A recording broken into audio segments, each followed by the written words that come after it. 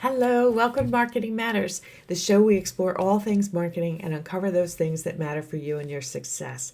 I'm your host, Denise Millet, and my hope and mission is to bring marketing and technology to you in a way that's useful, without jargon, complexity, or confusion, so you can grow your business, expand your impact in the world, and build your best life. Today's episode is called Your Guest Appearances.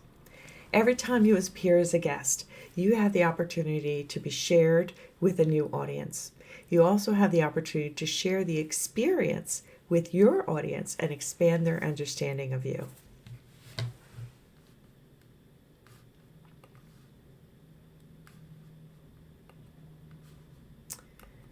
Before we get started, I want to share a quote with you from my favorite author poet, Maya Angelou. She says that I've learned that people will forget what you said. People will forget what you did, but people will never forget how you made them feel.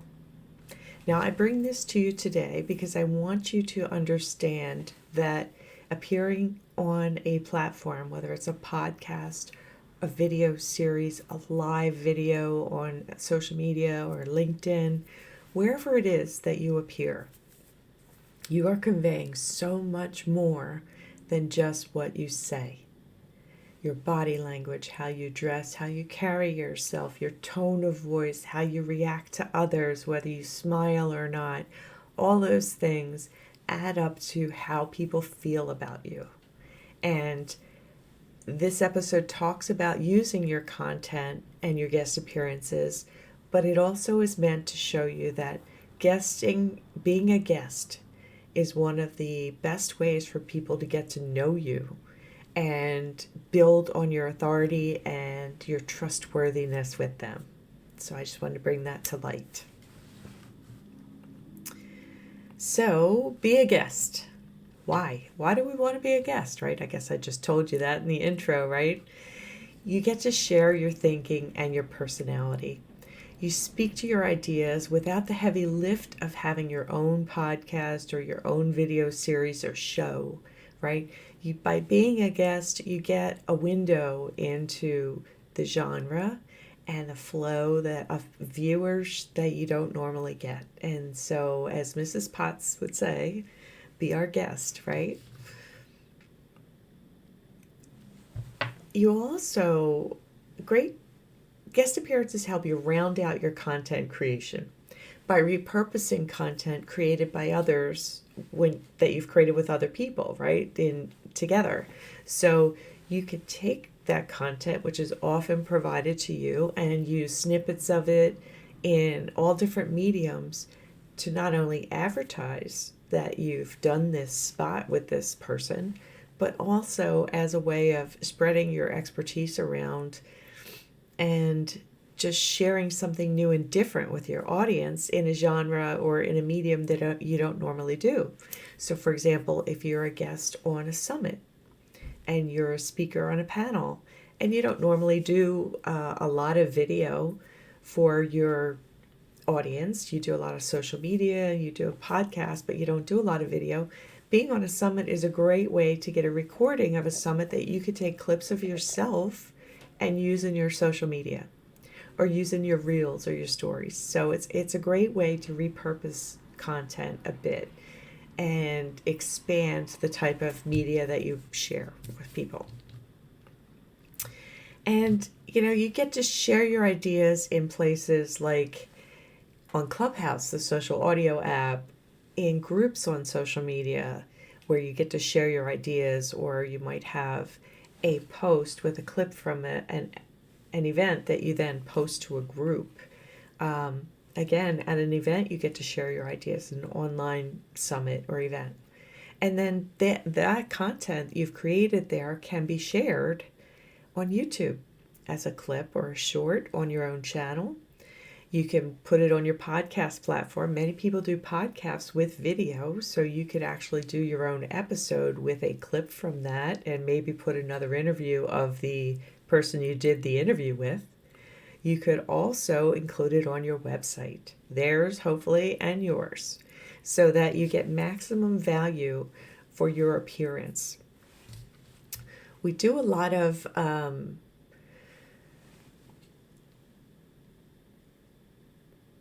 how do I want to say this?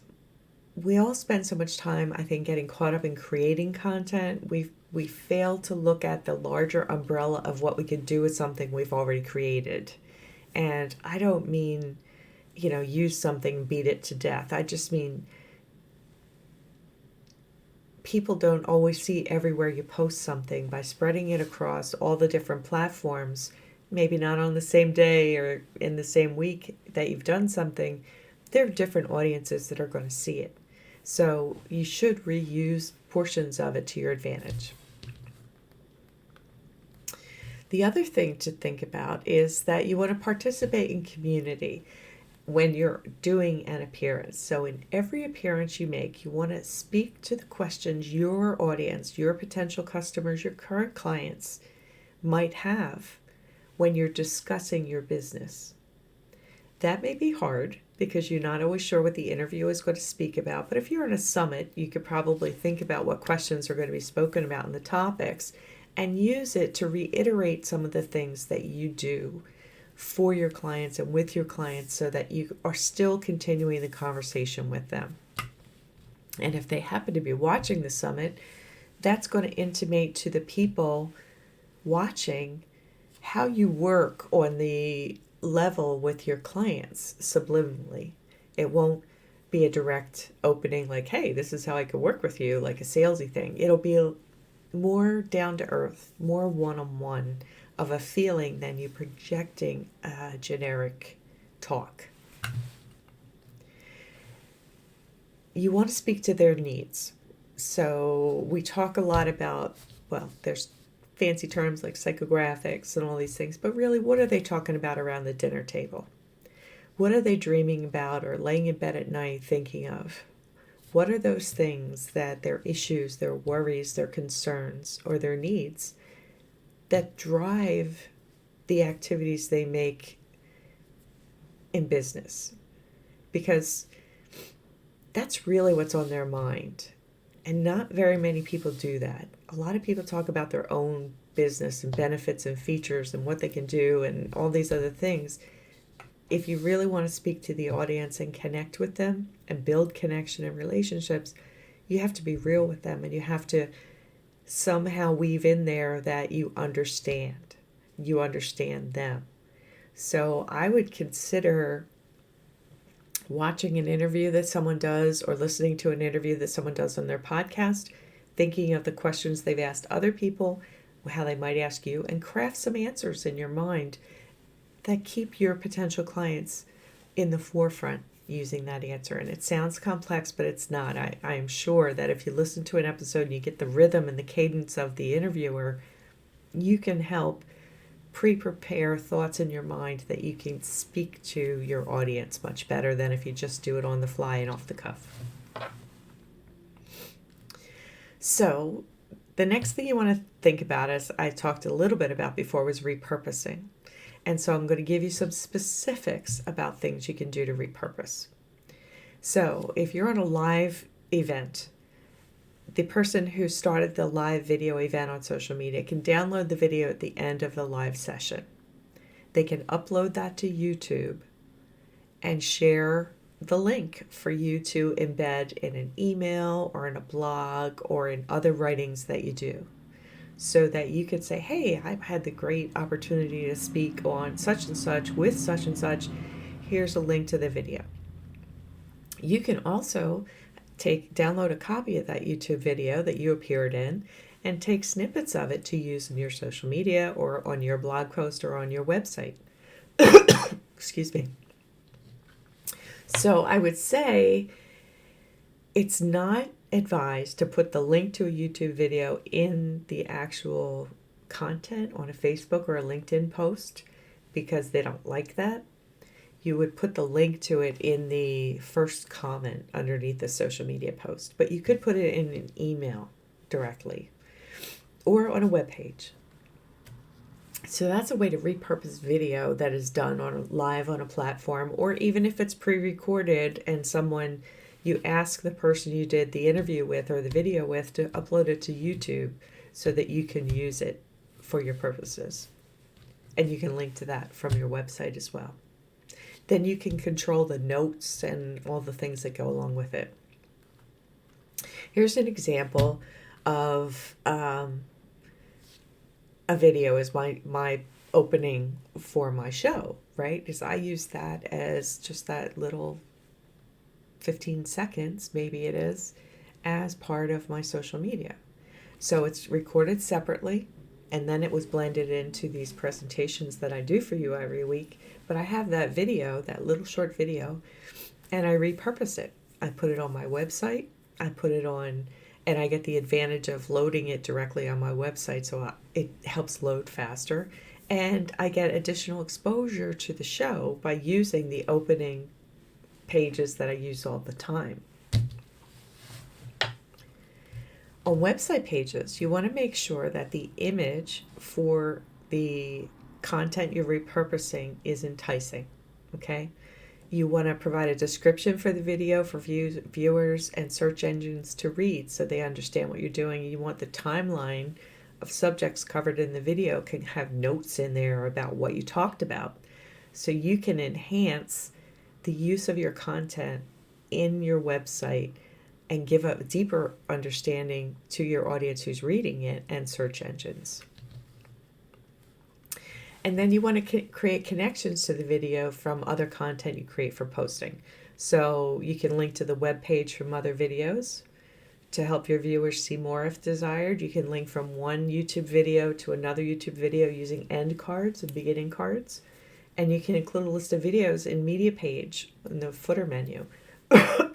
So you can have a full list of all the places you've been a guest on, and that will be read by search engines and hopefully be cataloged for them. So I know these are a little bit specific like things that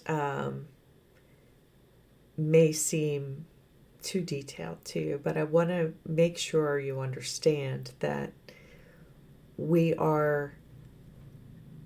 it's okay to reuse and repurpose your content to make sure that your guest appearances, you get as much mileage out of them as possible.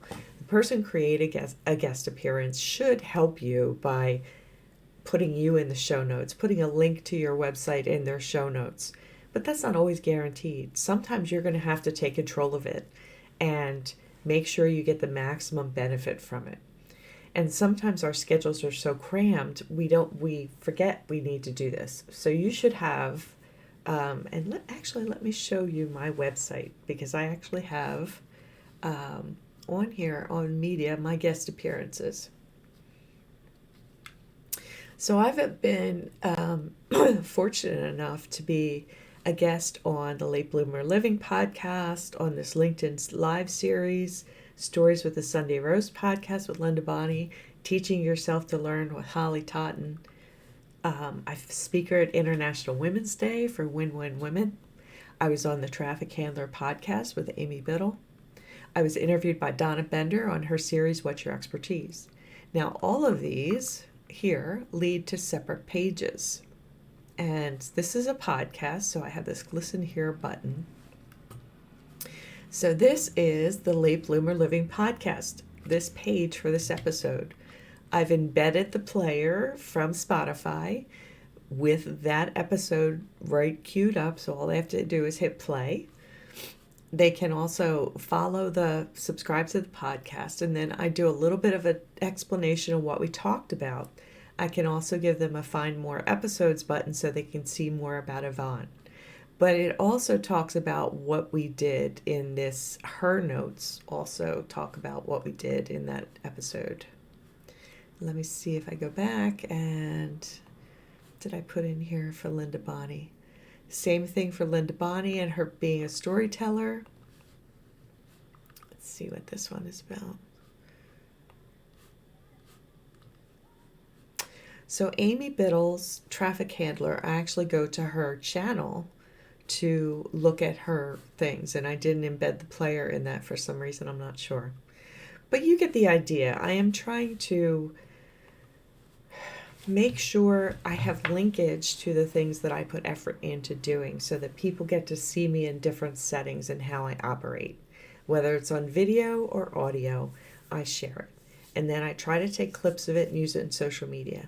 And before I appear, like the Amy Biddle podcast, Amy and I discussed SEO for people that have e-commerce stores, and I talk a lot about search.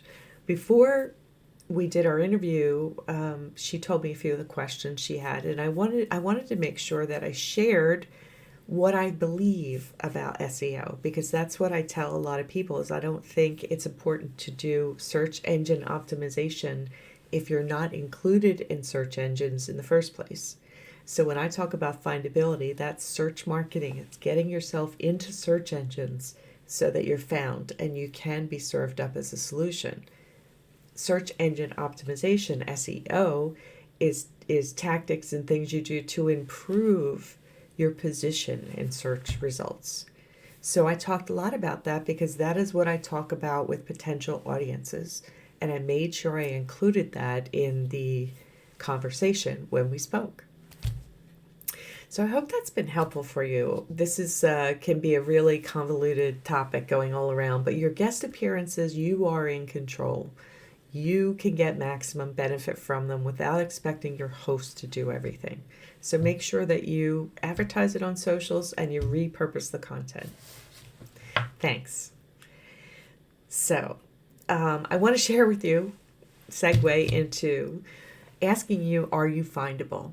Because if they can't find you, they can't do business with you. So the simple ways to make yourself findable workshop, you'll find at denisebelay.com/simpleways. And it helps you make sure that all the things you spend hours creating, blogs, podcasts, videos, articles, social, everything gets included in search engines so that people can find you and do business with you. So please visit simpleways at denisebelay.com for more information. And thank you. I'm so glad you could join me for this episode of Marketing Matters. I know how precious your time is, and my hope is that you came away from this episode with some nuggets you can apply to your business. My aim is to provide clear, useful content for you so that you can grow your business, expand your impact in the world, and build your best life. Have a great week. Join me here next time for my next episode where we uncover more topics that matter for you. Thanks.